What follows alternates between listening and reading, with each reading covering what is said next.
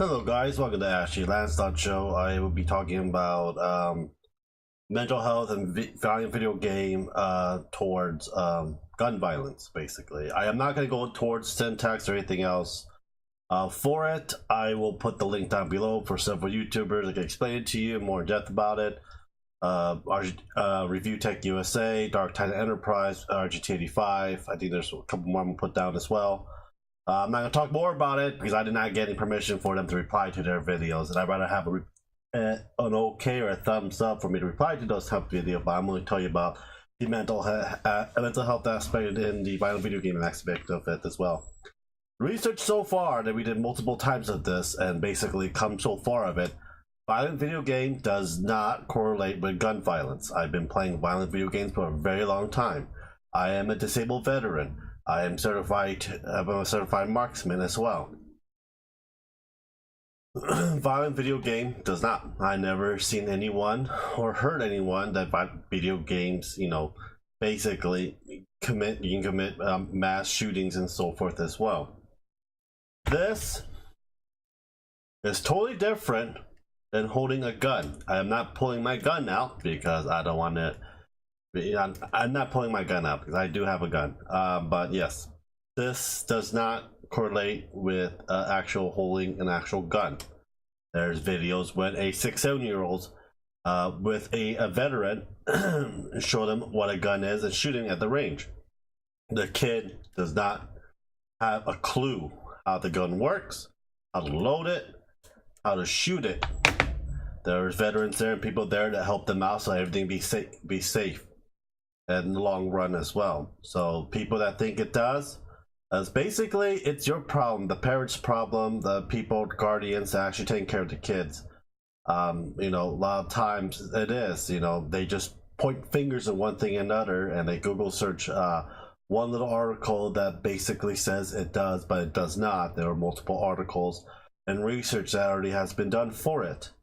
But one thing is mental health and other aspect of the environment does promote gun violence. Reason why I say mental health and environmental change or stuff that you were grow up with. Let's say I was raised several years of my life with my mother and my Korean side of the family.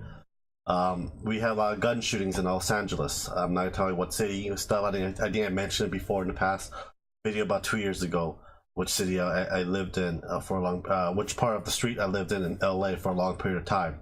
There was a lot of shootings, there was a lot of gangs, so forth. So a lot of times when you're younger, you think having a gun to protect your family is one thing, but taking life another is another thing.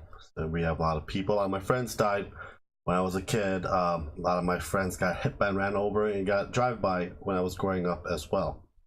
It's one of those of the environmental change aspect of it.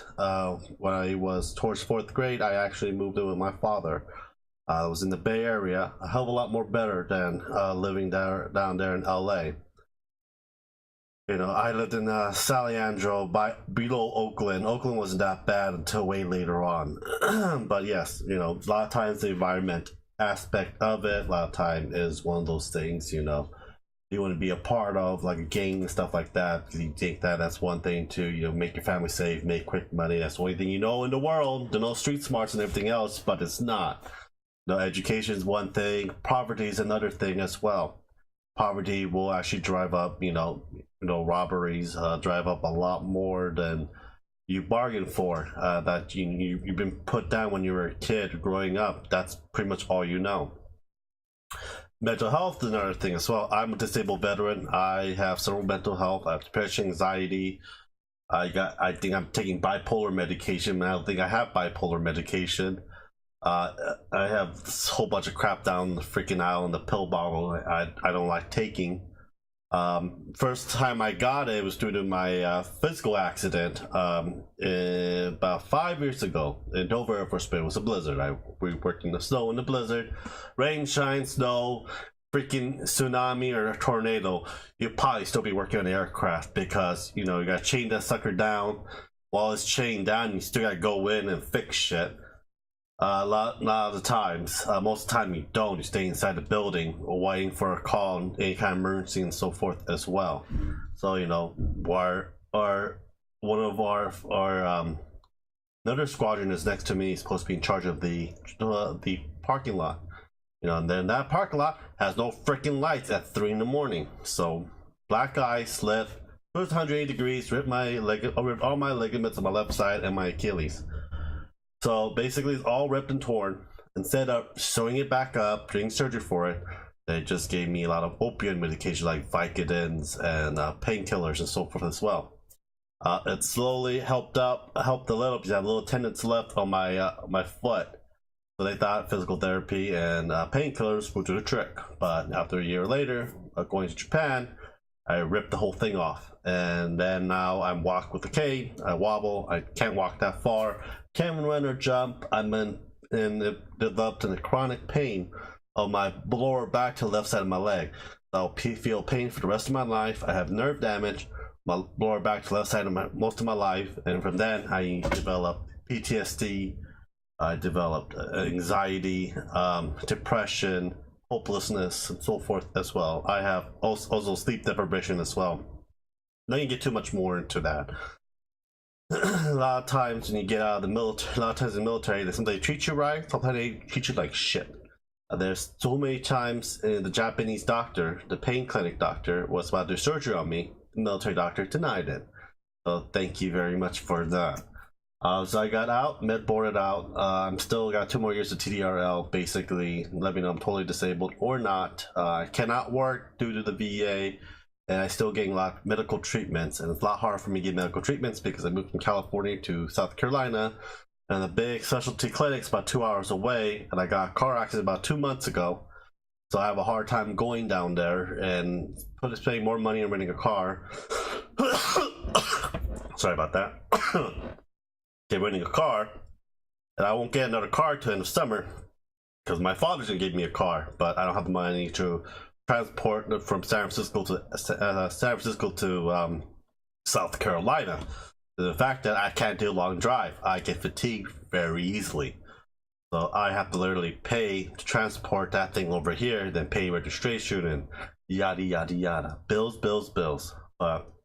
There's one thing I'm going to share. I was in 4 or 5 psych medication, I think Zoloft, some other one that goes around with it. Those make you into a complete zombie.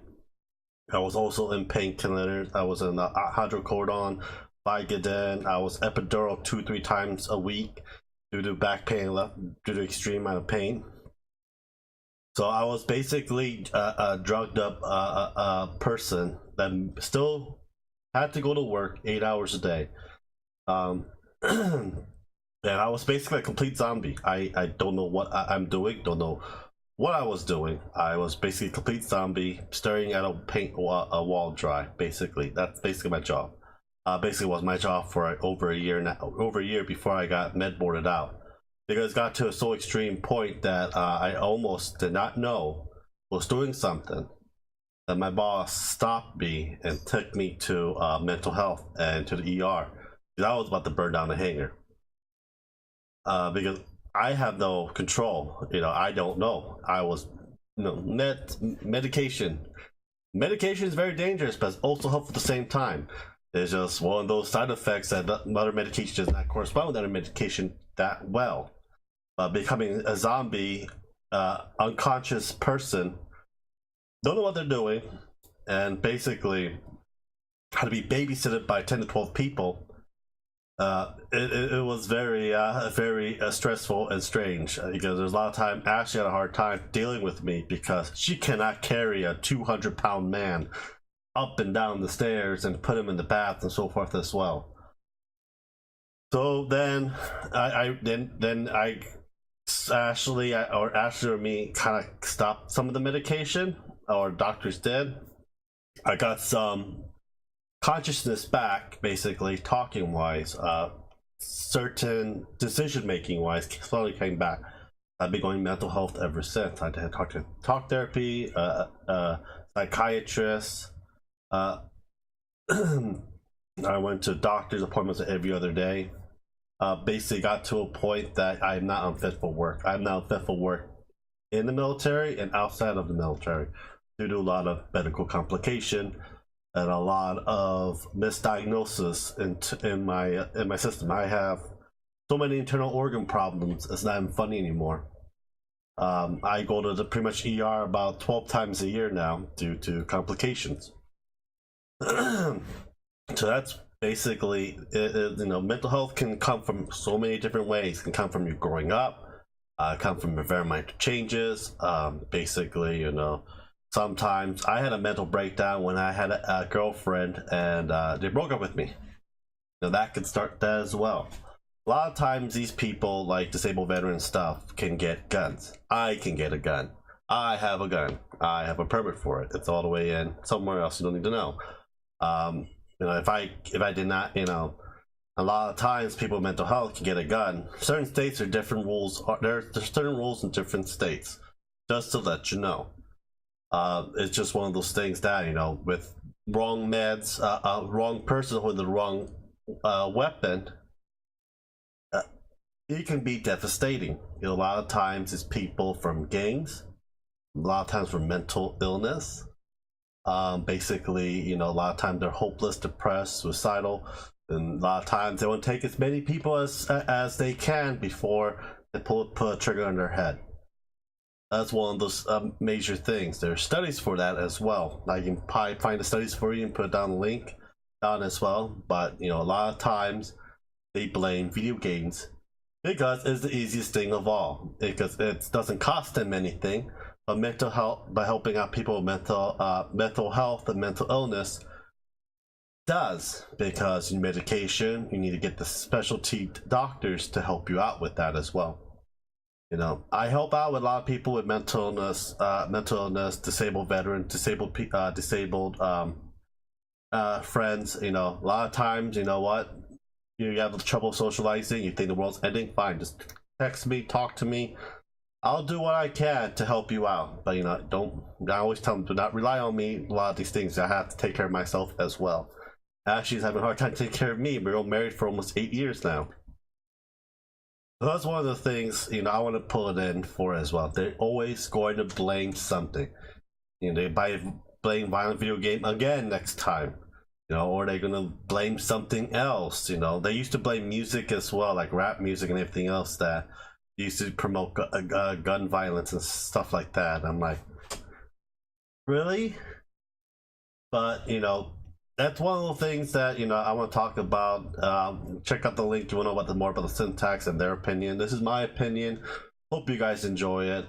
I'll talk to you later. Subscribe, like, and share, comment, and I'll see you guys tomorrow. Have a great day, guys. Bye.